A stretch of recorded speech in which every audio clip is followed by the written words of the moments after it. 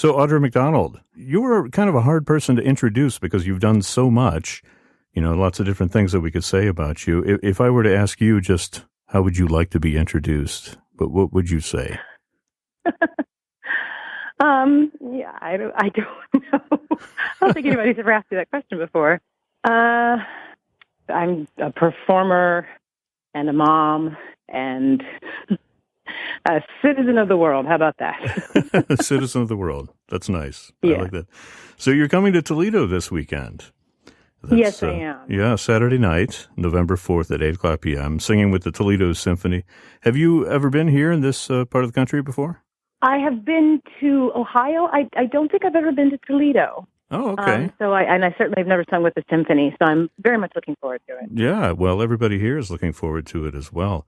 What are we going to hear on this concert on Saturday?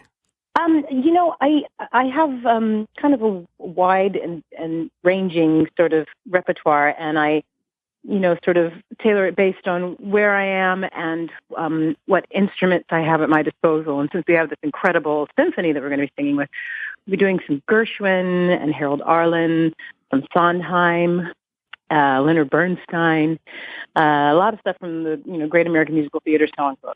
Sounds like a great program. And you have your own music director coming along for this, right? Yes, my music director, Andy Einhorn. He's very, very busy. It's hard to get him these days. He's conducting Bette Midler in Hello, Dolly right now. But Andy and I have been together for a very long time. So he gets the day off to come and conduct for me. Yeah, you have a definite... I have to borrow him back from Bette. a comfort level there, yeah. Yes, absolutely. So now the next day you're giving a talk at the University of Toledo, which is a great opportunity for folks to come see you. I should mention it's free of charge. Show up half an hour before and come hear you talk about your career and your life. What is on the agenda for your talk? Just sort of, context of my life and my career and and where I am now and what I think my role is. In the community of, performing arts as well as socially, what one feels one's role is and how I got to where I am, I guess, basically, just sort of my history. Let's talk a little bit about how you got to where you are. You were born in Berlin. Your dad was in the Army at the time, right? You were raised in California. Looking back now, can you tell us how and when your musical talent began to express itself? Did you grow up in a musical household? I did. I grew up in a very musical household. My dad started out, after he left the Army, he went back to Fresno, California, where I was raised, and he became a music teacher in a high school. His mother was a piano teacher.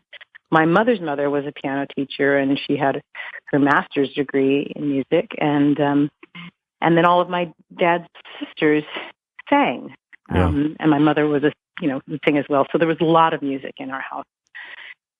Basically, if you didn't have some musical talent, people wondered, are you really part of our family? So, it was, I was known at an early age that I was very dramatic and had a lot of sort of hyperactivity and all that. And I sang in our church choir, and so my parents knew that I could sing. And they found a dinner theater in Fresno, California, and they said, they've got a little program for younger performers there called the Junior Company. Why don't you audition for that and let's channel some of that energy? And I did, and I stayed with them, that group, until I graduated from high school. And after I graduated from high school, I went to Juilliard. Yeah. You were studying classical voice at Juilliard, right? Yes, I was. Yes. I at the time I wanted to be on Broadway, but I felt like I needed to go to Juilliard because I was accepted to the program. And it was a struggle my time there because I didn't really want to be singing classical music. And I didn't really want to give over to my classical sound. I wanted to, be a big old musical theater Broadway star. And so I thought, really leaning into my classical sound would hamper that. But what I learned is I was actually very much on my path, and that leaning into my classical sound would help me discover my true sound, Well, yeah, I would say that's definitely one of your strengths. I have a little confession to make. I used to study voice with Arthur Levy myself. Oh, my goodness, you have the same voice teacher. That's amazing. In the late 1990s. Not only that, but I took a few lessons after you, and I would hang out in the hall and listen to you. Oh my goodness! What a way to bury the lead. That's the lead right there. Yeah. Down on West 43rd Street. Yeah. Yeah. Yes. Right. Wow. I still study with Arthur. He's fantastic. Yeah, wonderful. But knowing what I know about Arthur and the technique and the way that he teaches, it all makes sense for me, the way that you approach the American Songbook and the kind of depth that you give it and the kind of connectedness that you have throughout your voice. That really is a hallmark of your individual sound. Do you feel like there's any kind of difference for you moving into the Broadway repertoire? Do you ever have to kind of fiddle around with what you do vocally, or do you try to keep it all in the same place? I keep it all in the same place, and that's an absolute testament to Arthur Levy and his training, because for him, I know you can attest to this, he's about healthy singing, and then whatever you do with it is what you do with it, but that your vocal mechanism is your vocal mechanism, and he's looking to find the most optimal and the most and the healthiest way to produce that sound. So because of that technique, there's a freedom. I find he's given me a freedom, and I'm not trying to sound like anybody else. You know what I mean? I'm just learning, and luxuriating is absolutely the wrong word, but learning to be very comfortable within my own sound, and then applying that to whatever style that I'm singing. But first and foremost is making sure that I'm singing with my sort of optimal, healthy sound. Yeah. Does that make sense? That makes absolute sense. I think the word luxuriating can apply to the people who are listening to you, perhaps. Luxuriating. No singer actually ever luxuriates in their own sound. Yeah. They're either not cringing or cringing, but I don't think they're luxuriating.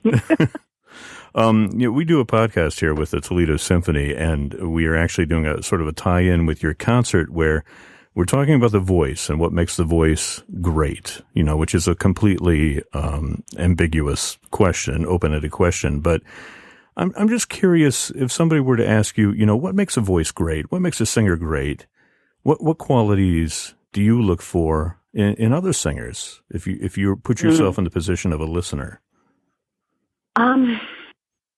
It's, I'm thinking about some of the people who I think are some of the greatest singers ever. And, they span all sorts of genres.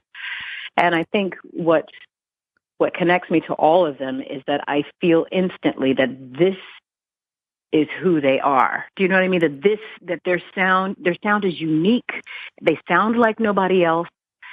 It's instantly recognizable, and it's connected. It's connected to some sort of emotional truth. Yeah. And I'm thinking about those singers right now. I mean, if I rattle off like four right now off the top of my head, one would be Judy Garland. Mm-hmm. Another would be Mireille Freni.